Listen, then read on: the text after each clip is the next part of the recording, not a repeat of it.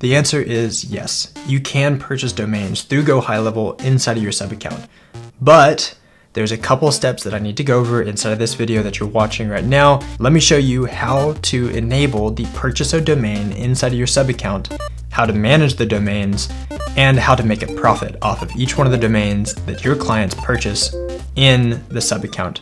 In our case, the final end product that we want to get to is this little button in the upper right hand corner. This is found inside the Subaccount settings. So if you were to go to settings and scroll down on the left hand side to domains, you'd be able to see the purchase of domain. You probably don't see it right now, but I'll show you how to enable it in just a minute. Once someone clicked on the purchase of domain option, they'll see this search for domains page, in which they can type in a name, find whatever domain they want to purchase, let's say this naturalgrowth.net, click on buy, and agree to the terms and services, and then click on purchase. This will automatically be added to this Subaccount so that they can connect it to funnels, they can connect it to the dedicated email domain, and it's very easy to set up without having to deal with Cloudflare or GoDaddy and connecting DNS records and all that. Once the domain is purchased, it'll show up in one of these tabs, one of these boxes where you can go and manage it. You can see which connected products inside of your high-level account that domain is connected to, and you can manage each one of the records and details on the back end if you need to go into some of the settings for that particular domain. Now, if you don't see the purchase of domain option, here's what you're going to need to do. Click on and select your agency level view inside of your GoHighLevel account. Once you're inside of the agency level view, you're going to go down to the settings section, and then you're going to click on company. Once you're in the company tab, scroll down to the very bottom and you're going to see all these enabled features. In our case, we're making sure that domain purchase is enabled.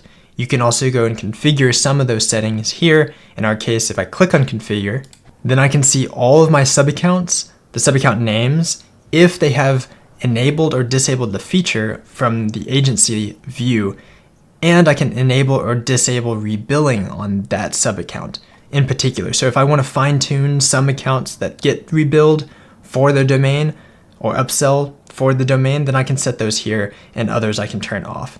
Now, once the domain purchase is set up, you're going to want to click on the go back button to go of your agency settings. The next question that you should be asking is, how do you actually charge for the domain upselling, as well as set the rebilling cost? What you're going to need to do is make sure you're in the agency settings, go to subaccounts, and then select one of your subaccounts. Once you're inside of the subaccount settings section, you're going to go to rebilling in the upper navigation. Now, this is going to change partly depending on the plan that you have inside of your high-level account. $97 plan will be slightly different than what you see here. You're not going to be able to upsell. The $297 plan will cover the costs, so it'll have a 1.05x multiplier on top of the cost that is charged to your client. So if it's $10 a month that you're getting charged by HighLevel for the domain, it's actually $10 for a one-time purchase for the domain on average, then it's going to cover the cost, and so your client rebills you for the at-cost amount. You can't make a profit off of it, but on the $497 plan or the SaaS Agency Pro plan, you can make a profit. And this is what you're going to see here in this example. If you scroll all the way down, close to the bottom, you're going to see domain purchasing. In my case, I have a 1.8x multiple on my costs. So the high-level cost, what they charge me as the agency owner, is $10 per domain. What is charged to the customer, what they will see is $18 per domain that they purchase.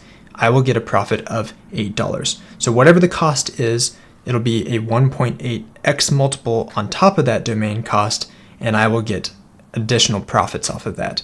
Now, this is then charged to the customer at the subaccount level, and eventually the cost will be given back to you, recovered at the agency level.